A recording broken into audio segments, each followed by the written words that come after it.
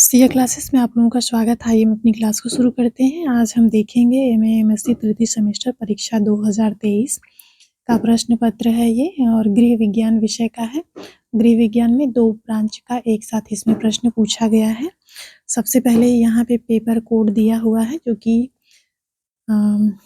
2 paper code है 23/34/22 plus 23/34/28। तो इसमें 2 ब्रांच का प्रश्न पत्र पूछा गया है। ये जो 23/34/22 है ये आपका ह्यूमन डेवलपमेंट या मानव विकास का है और पीछे ये जो दिया हुआ है प्लस करके 23/34/28 ये फूड एंड न्यूट्रिशन का है। तो यहाँ पे देखिए सबसे पहले 23/34/22 का है जो कि ह्यूमन डेवलपमेंट का है। नीचे भी हम इसको देख लेते हैं। तो जिनका बाल विकास होगा वो इसको सॉल्व करेंगे।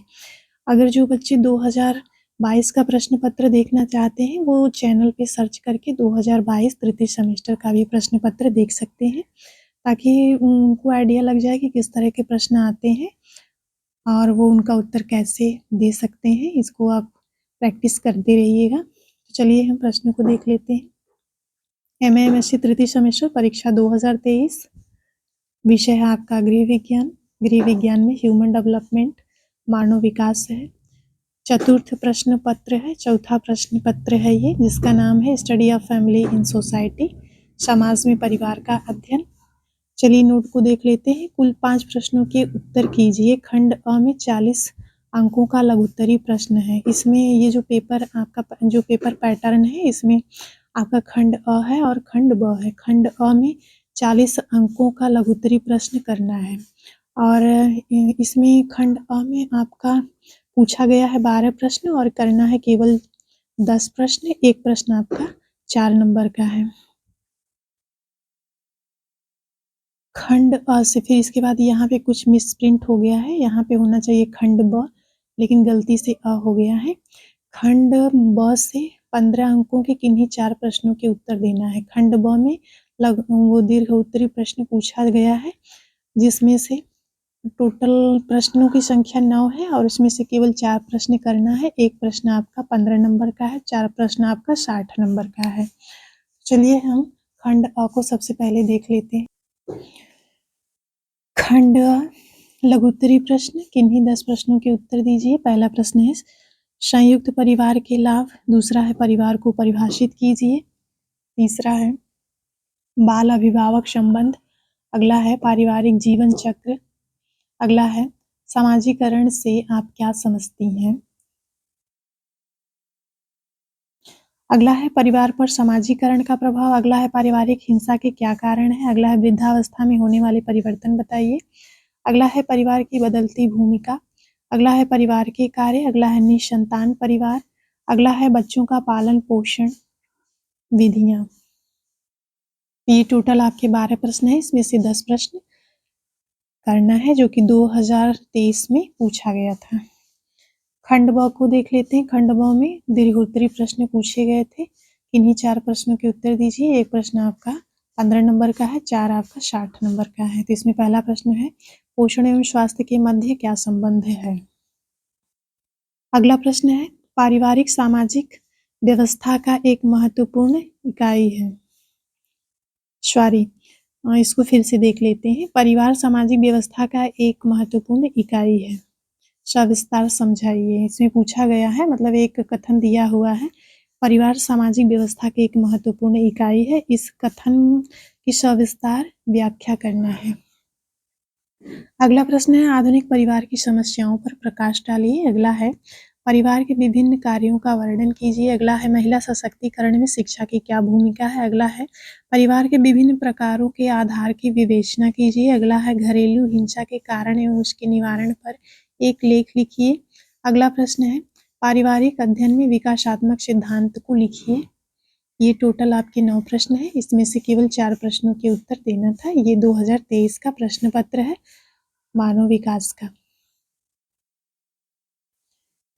फिर यहाँ से आपका शुरू हो जाता है 23/34/28 जो कि आहार एवं पोषण का प्रश्न पत्र कोड है। यहाँ पे दिया हुआ है 23/34/22 जो कि आपने देख लिया मानव विकास का था।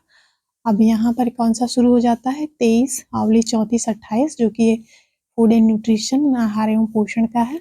MAMSC तृतीय सेमेस्टर परीक्षा 2023 का प्रश्न पत्र है।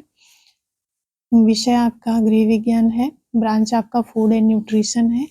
प्रश्न पत्र आपका चौथा या फोर्थ है और इस प्रश्न पत्र का नाम है इम्प्रूविंग हेल्थ एंड न्यूट्रिशन। इसमें भी खंड अ और खंड ब 2 सेक्शन में प्रश्न पूछे गए हैं। खंड अ में लघुत्तरी प्रश्न है और खंड ब में दीर्घोत्तरी प्रश्न है। खंड अ में 12 प्रश्न है, 10 प्रश्नों के उत्तर देना है। एक प्रश्न आपका 4 नंबर का है और एक प्रश्न का उत्तर 200 शब्द में देना है। खंड ब में आपसे 9 प्रश्न पूछे गए हैं जो कि दीर्घ उत्तरी हैं, उसमें से केवल 4 प्रश्नों के उत्तर देना है। एक प्रश्न आपका 15 नंबर का है, 4 प्रश्न आपका 60 नंबर का है और एक प्रश्न का उत्तर आप 500 शब्दों में दे सकते हैं, उससे अधिक शब्द का प्रयोग नहीं करेंगे। चलिए हम प्रश्न को देख लेते हैं। खंड अ लघुत्तरी प्रश्न, किन्हीं 10 प्रश्नों के उत्तर दीजिए। एक प्रश्न आपका 4 नंबर का है, 10 प्रश्न आपका 40 नंबर का है। प्रश्न 1 है, संचार की परिभाषा दी तथा उसका अर्थ समझाएं। अगला है जनसंचार माध्यम क्या है। अगला है महिलाओं एवं बच्चों का स्वास्थ्य टेलीविजन किस प्रकार प्रभावित करता है। अगला है डिप्थीरिया रोग का सामान्य परिचय दीजिए। अगला है प्रसार शिक्षा मानव व्यवहार को किस प्रकार प्रभावित करती है। अगला है प्रदर्शनी क्यों प्रचलित है। अगला है यूनिसेफ भारत में पोषण संबंधी कौन कौन से कार्य कर रहा है। अगला है संचार मॉडल क्या है। अगला है नवाचार की विशेषता का वर्णन कीजिए। अगला है विज्ञापन का महत्व समझाइए। अगला है सामाजिक परिवर्तन को परिभाषित करें। अगला है WHO के कार्यों का वर्णन कीजिए। इसके बाद सेक्शन बी आपका शुरू हो जाता है जो कि दीर्घोत्तरी प्रश्न इसमें पूछे गए हैं। किन्हीं 4 प्रश्नों के उत्तर देना है। एक प्रश्न आपका 15 नंबर का है, 4 प्रश्न आपका 60 नंबर का है। पहला प्रश्न है प्रसार शिक्षा के इतिहास का विस्तार से वर्णन कीजिए। अगला है ICE सूचना शिक्षा और संचार इंफॉर्मेशन एजुकेशन एंड